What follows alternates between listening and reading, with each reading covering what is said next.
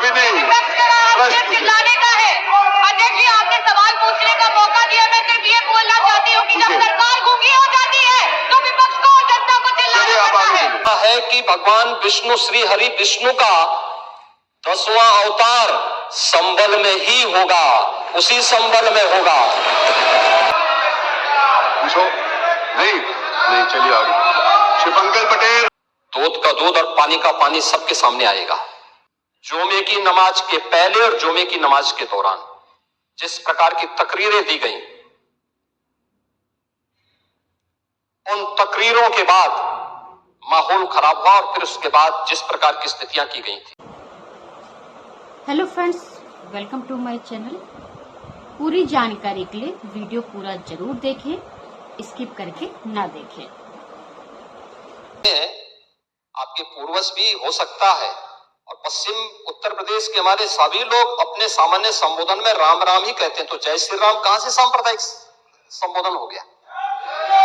कहां से सांप्रदायिक संबोधन हो गया? हमारे यहां हम जगते हैं, राम ही राम बोलते हैं, मिलते हैं, राम राम का संबोधन होता है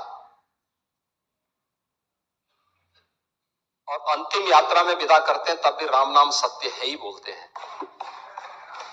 राम के बगैर तो हमारा कोई काम ही नहीं है। और अगर जय श्री राम किसी ने बोली दिया तो इसमें उत्तेजना का मतलब, ये नियत आप समझ सकते हैं उस नियत को। ये चढ़ाने वाला नहीं है, ये चढ़ाने वाला नहीं है, ये चढ़ाने वाला नहीं है। एक दूसरा, आपने कुंतर्की की जीत को वोट की लूट बताया। आप एक सदस्य का अपमान कर रहे हैं, आपके सदस्य की तो जमानत जब्त हो गई वहां पे। और क्या ये सच नहीं है? इस समय तो आज डिजिटल मीडिया का है, वहां का पठान, वहां का शेख सब कह रहे साहब हमारे पूर्वज तो हिंदू थे और आप भी, आपके पूर्वज भी हिंदू थे। क्या ये सच नहीं है? और क्या ये सच नहीं है कि देशी और विदेशी मुसलमानों की आपसी भिड़ंत है जो वर्चस्व की लड़ाई को लेकर के वहां चल रहा है? आप लोग सच पे पर्दा डालने का प्रयास कर रहे हैं, लेकिन एक चीज नोट करना कि सूर्य को, चांद को और सत्य को बहुत देर तक छुपा कोई नहीं सकता है और सत्य जरूर सामने आएगा। और उसी सत्य के बारे में कहा जा रहा है। नेता प्रतिपक्ष कह रहे थे कि वहां की स्थिति ऐसी है कि अगर मंदिर आ भी जाएगा, मंदिर बन जाएगा। मैं कहता हूं, ये तो बाबरनामा भी कहता है कि हर मंदिर को तोड़ करके एक ढांचा खड़ा किया गया। आप तो एक श्रेष्ठ ब्राह्मण कुल में आपने जन्म लिया है। आप तो भारत के पुराणों की परंपरा पर विश्वास करते हैं। हमारा पुराण भी इस बात को कहता है कि भगवान विष्णु श्री हरि विष्णु का 10वां अवतार संबल में ही होगा, उसी संबल में होगा।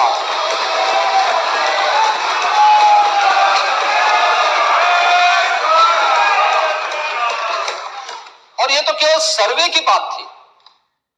माननीय न्यायालय के आदेश पर जिलाधिकारी का मतलब जिले का एडमिनिस्ट्रेटिव हेड, पुलिस अधीक्षक उस जिले की पुलिस फोर्स का मुखिया है। इनका दायित्व है कि शांतिपूर्ण तरीके से किसी सर्वे के कार्यक्रम को वहां पे संपन्न करना, माननीय न्यायालय के आदेश को अक्षरशः अनुपालन करना। और सर्वे 19 नवंबर को भी हुआ, 21 नवंबर को भी हुआ, 24 नवंबर को भी सर्वे का कार्य चल रहा था। क्या यह संभव है? नहीं, 21 को संपन्न नहीं हुआ था। ये लगातार सर्वे का काम चल रहा था और सर्वे के कार्य के दौरान पहले 2 दिन कोई भी शांति भंग नहीं हुई। तीसरे दिन जब 23 नवंबर को जुमे की नमाज के पहले और जुमे की नमाज के दौरान जिस प्रकार की तकरीरें दी गई, उन तकरीरों के बाद माहौल खराब हुआ और फिर उसके बाद जिस प्रकार की स्थितियां की गई थी वो सबके सामने है। और इसलिए मैं कह रहा हूं, हमारी सरकार ने तो पहले ही कहा कि हम जुडिशियल कमीशन बनाएंगे। ये एक्ट के अंतर्गत ही इस कमीशन बना हुआ है। माननीय सदन में उसकी रिपोर्ट भी आएगी। दूध का दूध और पानी का पानी सबके सामने आएगा। माननीय मुख्यमंत्री जी ने जो कहा है, एक एक बात को गौर से सुनिए। मुख्यमंत्री जी ने जो कहा है वो सही है या गलत है, आप सभी कमेंट करके जरूर बताएं। माननीय मुख्यमंत्री जी को क्या कहना चाहिए था, क्या नहीं कहना चाहिए था, माननीय मुख्यमंत्री जी ने क्या सही कहा है, क्या गलत कहा है, आप सभी अपनी राय जरूर दें। तो आप सभी ये जरूर बताएं। सरकार गूंगी हो जाती है तो विपक्ष को और जनता को चिल्लाना पड़ता है। और आपके समक्ष सत्ता पक्ष के समस्त सदस्यों की तरफ उंगली इंगित करते हुए कहना चाहती हूँ कि भारतीय जनता पार्टी की वर्तमान में सदन में बैठी हुई सरकार अखंड तरीके से भ्रष्टाचार में डूबी हुई है। जातिगत शोषण का जीता जागता नमूना है। अध्यक्ष जी, अभी माननीय 1 मिनट बस एक लाइन बोलने दीजिए, प्रश्न नहीं पूछ रही हूँ मैं आपके साथ।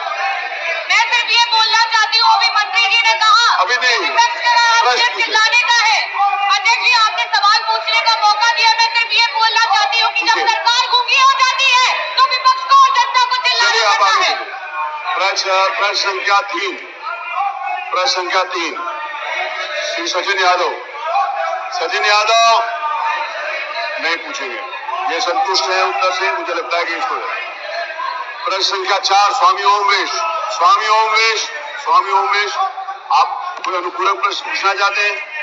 नहीं पूछना चाहते, इसका मतलब आप भी संतुष्ट हैं। प्रश्न संख्या 5, श्री राकेश कुमार वर्मा। श्री राकेश कुमार वर्मा, वो भी नहीं पूछना चाहते। डॉक्टर आर के वर्मा। डॉक्टर आर के वर्मा,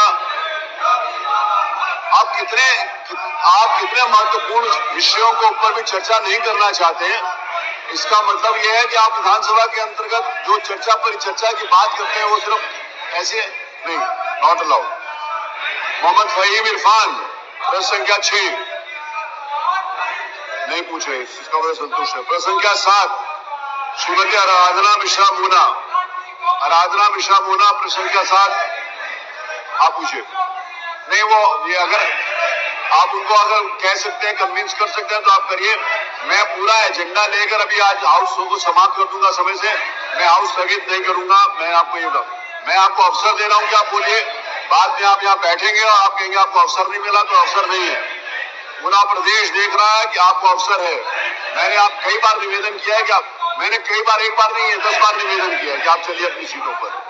अगर नेता प्रतिपक्ष आप संपूर्ण विपक्ष के नेता हैं और विपक्ष के नेता के रूप में एक नेता कांग्रेस जो विपक्ष के नेता है वो बोलना चाहती है, तो आप अपना तो संरक्षण कर ही नहीं रहे, उनका भी संरक्षण नहीं कर रहे। तो नेता प्रतिपक्ष की जिम्मेवारी है कि अपने राजनीतिक दल के साथ साथ अन्य जो विपक्ष के दल है उनका भी संरक्षण करें। आप उनका भी संरक्षण नहीं कर रहे हैं। माननीय नेता प्रतिपक्ष, आप कांग्रेस का भी संरक्षण नहीं कर रहे। आप पूरे प्रतिपक्ष के नेता हैं। अगर आप नहीं पूछना चाहते तो मत पूछिए। कांग्रेस के नेता श्रीमती आराधना मिश्रा पूछना चाहती हैं, कम से कम आप उनका सहयोग करें। नहीं आप करना चाहते, चलिए। मैं मुन्ना जी, आपके नेता जो प्रतिपक्ष है, आप प्रतिपक्ष के लीडर है, नहीं आपको उनको ये बात कहनी पड़ेगी। मैं कह रहा हूँ आपको उनको ये बात कहनी पड़ेगी कि वो अपने राजनीतिक दल पे नहीं पूछना चाहते, तो आपको पूछने का अवसर दें। नहीं, I will not allow all this things. नहीं, श्री विनोद चतुर्वेदी नहीं पूछना चाहते। प्रश्न संख्या 8, श्री अतुल प्रधान। श्रीमान अतुल प्रधान, आप पूछना चाहते हैं? नहीं, चलिए। श्री प्रभु नारायण यादव, प्रश्न संख्या 9, नहीं पूछना है। श्री संग्राम यादव, प्रश्न संख्या 10।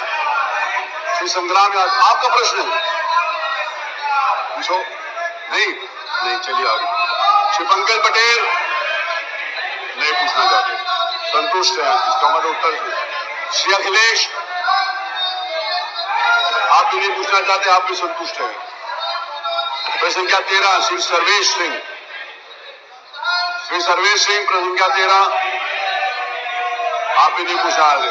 श्री हृदय नारायण सिंह पटेल वो भी नहीं पूछना चाहते। श्री आनंद कुमार यादव, श्री रविदास मल्होत्रा,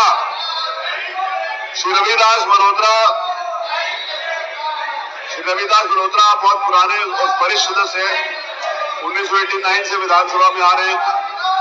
आप अगर प्रश्न आपने लगाया पूछना चाहते हैं तो आप पूछ सकते हैं। श्री तूफानी सरोज आप भी नहीं पूछना चाहते। श्रीमती पिंकी सिंह, पूछो। चलो देखिए वो कितना आरोप लगा रहे हैं आपके ऊपर कि आप लोग उनको पूछने नहीं दे रहे। पिंकी जी ने बहुत अच्छा किया।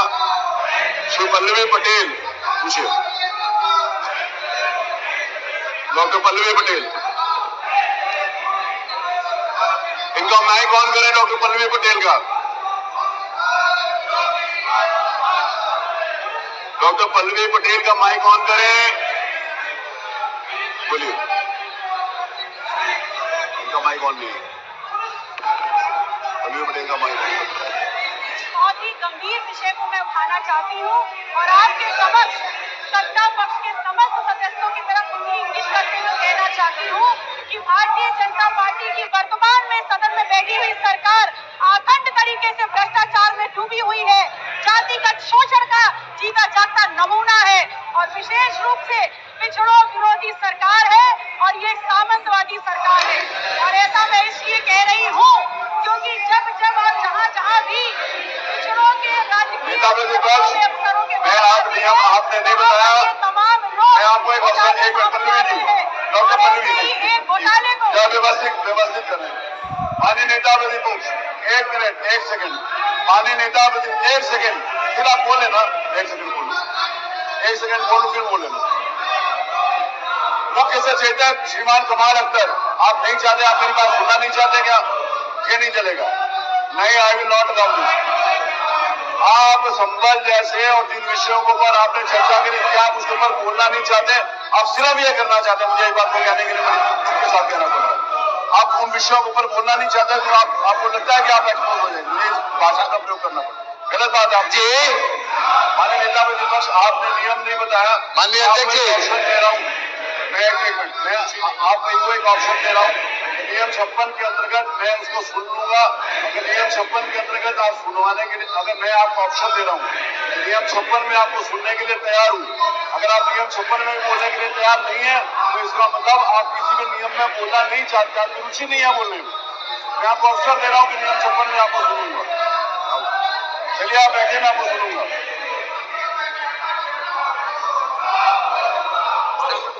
आगे बढ़ाएंगे।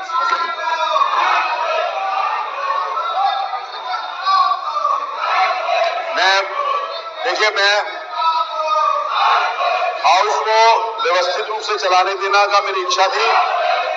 इन 3 वर्षों के अंतर्गत हाउस कभी स्थगित नहीं हुआ, इस नाते से कि मैंने इस बात की हमेशा प्रशंसा करी है कि सरकार जवाब देने के लिए तैयार है, विपक्ष अपनी बात कहने के लिए तैयार है।